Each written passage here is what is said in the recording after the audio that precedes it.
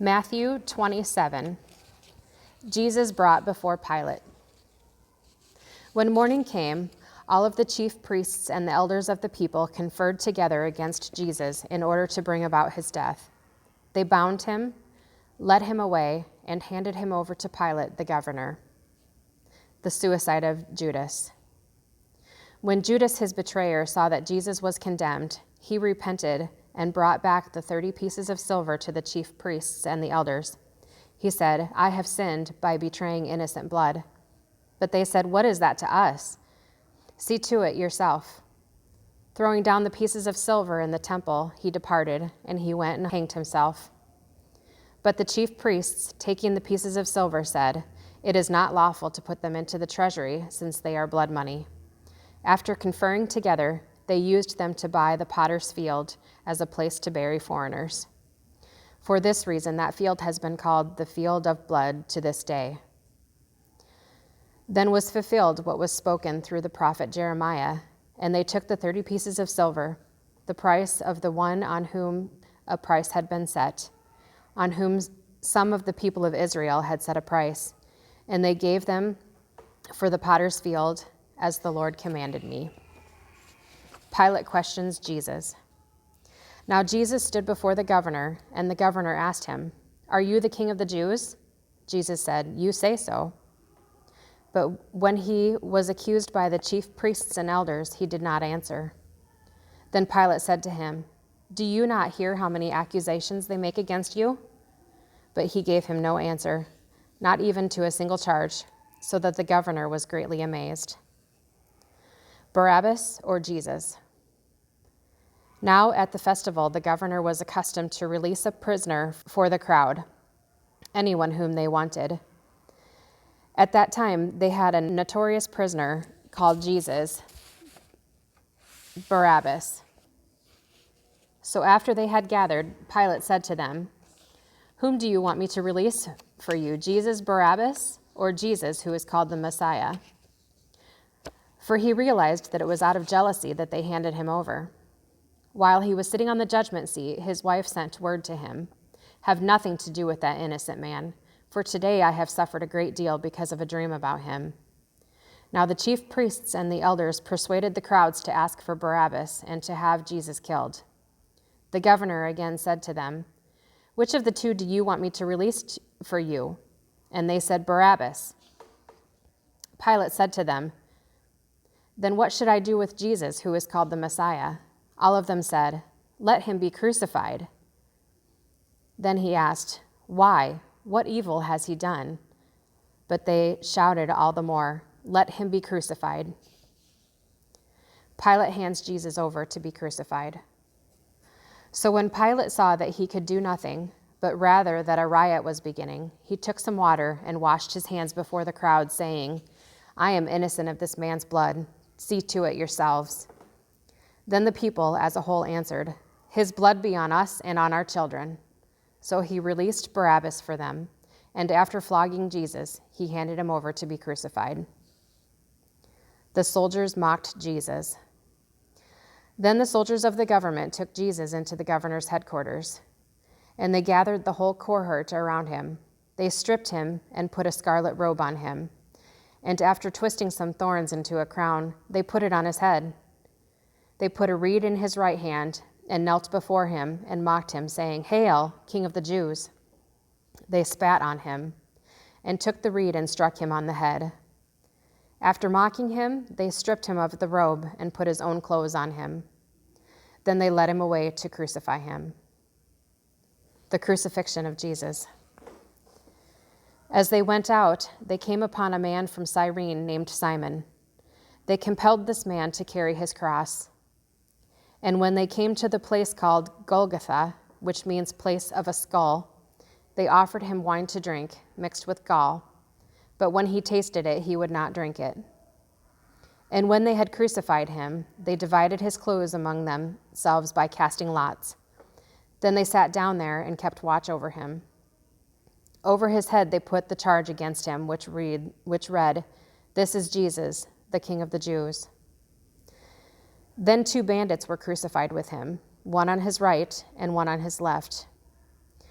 Those who passed by derided him, shaking their heads and saying, "You who would destroy the temple and build it in 3 days, save yourself. If you are the Son of God, come down from the cross." In the same way, the chief priests also, along with the scribes and elders, were mocking him, saying, "He saved others, and he cannot save himself. He is the King of Israel. Let him come down from the cross now, and we will believe in him. He trusts in God. Let God deliver him now, if he wants to. For he said, 'I am God's son.'" The bandits who were crucified with him also taunted him in the same way. The death of Jesus. From noon on, darkness came over the whole land until 3 p.m. And about 3 o'clock, Jesus cried with a loud voice, "Eli, Eli, lema sabachthani?" That is, my God, why have you forsaken me?" When some of the bystanders heard it, they said, "This man is calling for Elijah." At once, one of them ran and got a sponge, filled it with sour wine, put it on a stick, and gave it to him to drink. But the others said, "Wait, let us see whether Elijah will come and save him." Then Jesus cried again with a loud voice and breathed his last. At that moment, the curtain of the temple was torn in two, from top to bottom. The earth shook and the rocks were split. The tombs also were opened, and many bodies of the saints who had fallen asleep were raised. After his resurrection, they came out of the tombs and entered the holy city and appeared to many. Now when the centurion and those with him, who were keeping watch over Jesus, saw the earthquake and what took place, they were terrified and said, "Truly, this man was God's son." Many women were there also, looking on from a distance. They had followed Jesus from Galilee and had provided for him. Among them were Mary Magdalene, and Mary, the mother of James and Joseph, and the mother of the sons of Zebedee. The burial of Jesus. When it was evening, there came a rich man from Arimathea named Joseph, who was also a disciple of Jesus. He went to Pilate and asked for the body of Jesus. Then Pilate ordered it to be given to him. So Joseph took the body and wrapped it in a clean linen cloth and laid it in his own new tomb, which he had hewn in the rock. He then rolled a great stone to the door of the tomb and went away. Mary Magdalene and the other Mary were there, sitting opposite the tomb. The guard at the tomb. The next day, that is, after the day of preparation, the chief priests and the Pharisees gathered before Pilate and said, "Sir, we remember what that impostor said while he was still alive. After 3 days, I will rise again. Therefore, command the tomb to be made secure until the 3rd day. Otherwise, his disciples may go and steal him away and tell the people, 'He has been raised from the dead.'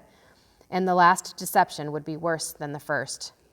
Pilate said to them, "You have a guard of soldiers. Go, make it as secure as you can." So they went with the guard and made the tomb secure by sealing the stone. Matthew 28. The resurrection of Jesus. After the Sabbath, as the first day of the week was dawning, Mary Magdalene and the other Mary went to see the tomb. And suddenly there was a great earthquake. For an angel of the Lord, descending from heaven, came and rolled back the stone and sat on it. His appearance was like lightning, and his clothing white as snow. For fear of him, the guards shook and became like dead men. But the angel said to the women, "Do not be afraid. I know that you are looking for Jesus who was crucified. He is not here, for he has been raised, as he said. Come see the place where he lay. Then go quickly and tell his disciples, he has been raised from the dead, and indeed he is going ahead of you to Galilee. There you will see him. This is my message for you." So they left the tomb quickly with fear and great joy and ran to tell his disciples. Suddenly Jesus met them and said, "Greetings." And they came to him, took hold of his feet, and worshipped him. Then Jesus said to them, "Do not be afraid. Go and tell my brothers to go to Galilee. There they will see me." The report of the guard. While they were going, some of the guard went into the city and told the chief priests everything that had happened. After the priests had assembled with the elders, they devised a plan to give a large sum of money to the soldiers, telling them, "You must say, 'His disciples came by night and stole him away while we were sleeping.' If this comes to the governor's ears, we will satisfy him and keep you out of trouble." So they took the money and did as they were directed. And this story is still told among the Jews to this day. The commissioning of the disciples. Now the 11 disciples went to Galilee, to the mountain to which Jesus had directed them. When they saw him, they worshipped him, but some doubted. And Jesus came and said to them, "All authority in heaven and on earth has been given to me. Go, therefore, and make disciples of all nations, baptizing them in the name of the Father, and of the Son, and of the Holy Spirit, and teach them to obey everything that I have commanded you. And remember, I am with you always to the end of the age."